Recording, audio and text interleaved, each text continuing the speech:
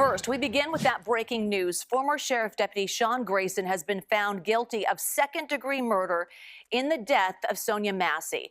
Back in 2024, Grayson shot and killed Massey while responding to her 911 call about a prowler. Now, Grayson says he shot Massey in self-defense, fearing she would throw a pot of boiling water at him. But prosecutors say Grayson could have left Massey's home rather than shooting and killing her. We What want did to I show say? you body cam footage of that interaction, which may be disturbing to some viewers. No, I'm not gonna stop it too much, but I said that exact same thing. If I see, I can't. I would. The only thing I can say is what I would do. I don't have training of a police or anything like that. But if someone's going through a mental health crisis or something like that, at the end of the day, if I feel like she's gonna throw boiling water on me, and I didn't come there, and she's the only threat is her throwing boiling water, I would just back away. I don't think I would shoot her, but some people disagree. But at the end of the day, the jury found him guilty. Let's keep going. Where you going? Away from your hot steaming water. Away from my hot steaming water? Yeah. Oh, I rebuke you in the name of Jesus. I rebuke you in the name of I swear to God, you trade your face. Okay, I'm sorry. Drop the pot!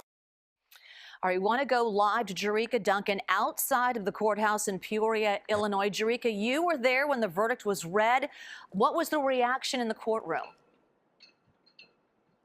It was emotional inside that courtroom. You could see tears from both the Massey family as well as Grayson's family when that verdict was read guilty on the second-degree murder charge. Now, of course, Grayson was facing a first-degree murder charge, which could have had him in prison for the rest of his life. With this second-degree murder charge, he's facing, we're told, anywhere from 4 to 20 years behind bars. But there are things that still obviously need to be worked out at sentencing, which as of right now is January 29th of next year in Sangamon County, not here in Peoria County. But I can tell you that as I looked at Grayson's face, he was pretty stoic. He was looking straight at the judge.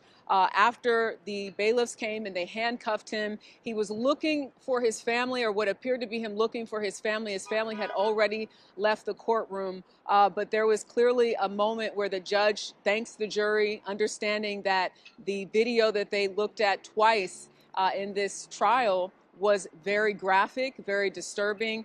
He thanked them for their service. And everyone sort of went out on their way. But the process in of itself took about 5 minutes.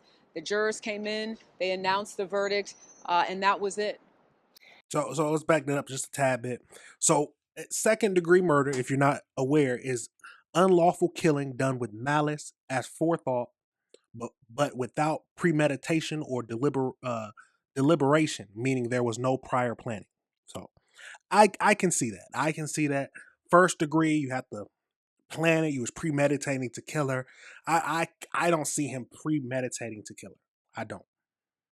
But they ended up going with second-degree murder. So let's keep going. Everyone sort of first came in, they announced the verdict, and that was it. It's my understanding they deliberated for a total of 6 hours and then came up with this verdict. Have you heard from Sonya Massey's family? So Sonya Massey's family, when I spoke to them before, they said, you know, the best they were hoping for, at least one of the family members said, was that first-degree murder conviction.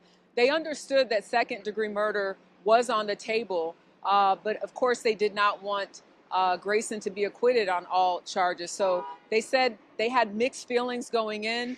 I have not gotten a chance to speak to them just yet. We ran right outside of this courthouse to set up to obviously bring you this breaking news. But I can tell you, having met with this family almost a year ago, that it's been very challenging for them. It's something that they can't shake. You know, they will always sort of be attached to this graphic video that has been seen around the world. I was listening to Sonya Massey's, I think she's 16. I know she said she's in the 10th grade, 15 or 16-year-old daughter, just speak about how much she missed her mom and how her life has changed drastically as a result because she's the girl who, oh, your mom was killed by that police officer. So I think the family, I can't imagine what they've been through. And then when I think about Sean Grayson's family, I was actually sitting behind them yesterday for closing arguments, and it was clear that they've been torn apart by this too.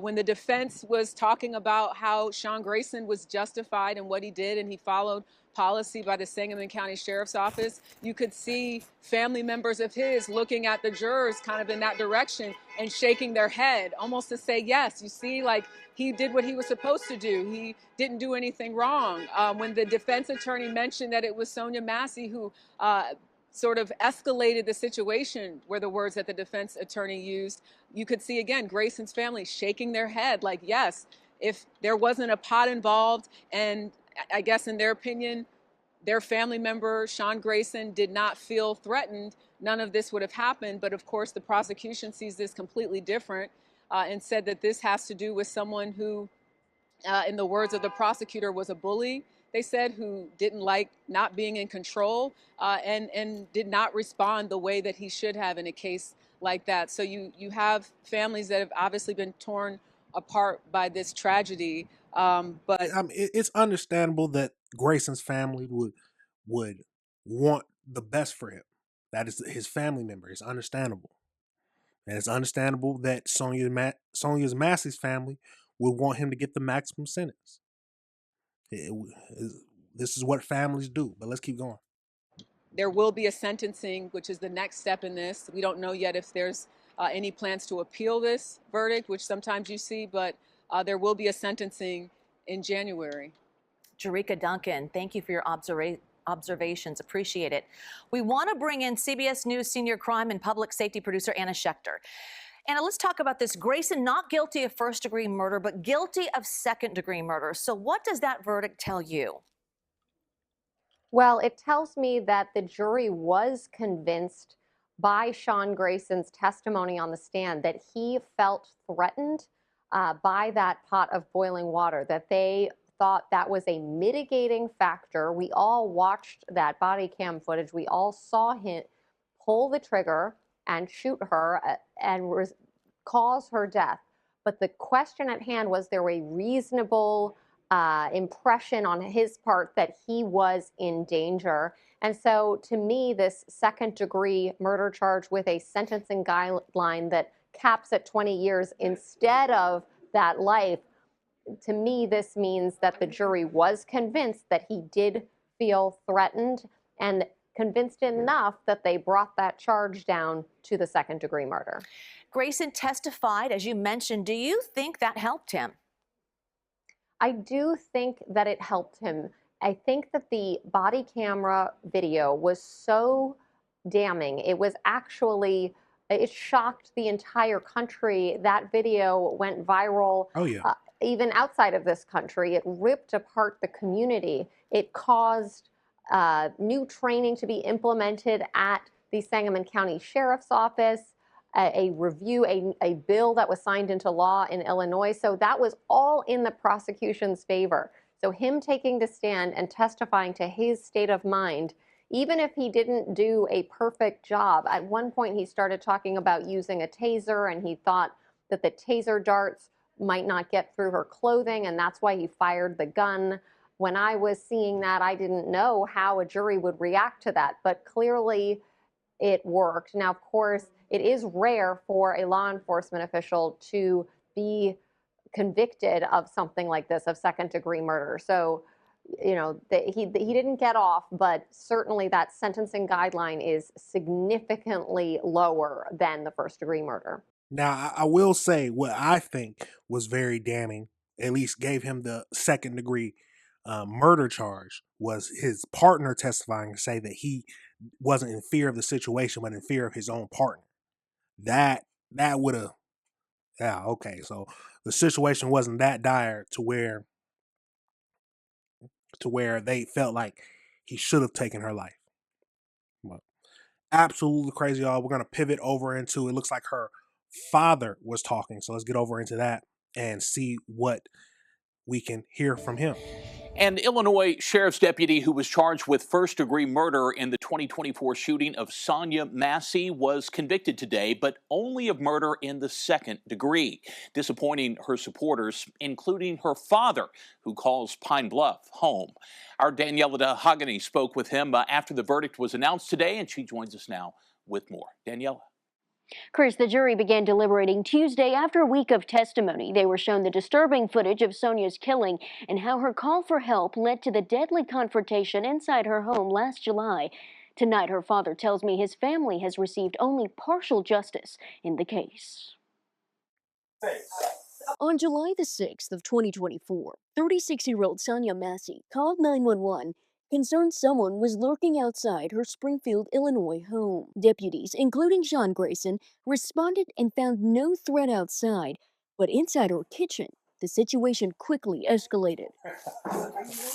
According to body camera footage and testimony, Grayson saw a pot of boiling water on the stove and ordered Massey to move away. Moments later, Massey shouted, "I rebuke you in the name of Jesus." I rebuke you in the name of Jesus. Grayson drew his weapon, threatening to shoot her in the face, and when she ducked behind the counter, he fired 3 times, striking her in the head. During the trial, Grayson's partner testified that Massey never posed a threat and that the deputies' actions were sudden and unprovoked.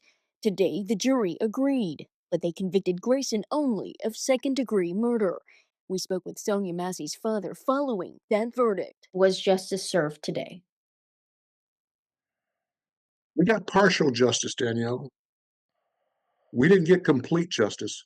That's what we wanted. That's what our family wanted. Wilburn says the pain of losing his daughter has rippled far beyond Illinois, all the way back home to Arkansas, and that his family continues to lean on faith to get through. When this kind of hurt comes into your life, you have no alternative. You can do nothing but lean and depend. Wilburn says while Grayson's family can still visit him in prison, his own family can only visit a grave. At some point, Sean Grayson's family can go and see him in a prison cell. We have to go see Sonya in the cemetery. Well, did he? I want to know. Did he want like the death penalty? Was that his ultimate? What he felt like would have been? How should I say it? The ultimate form of justice. But let's keep going and finish up this video. We have to go look at a headstone.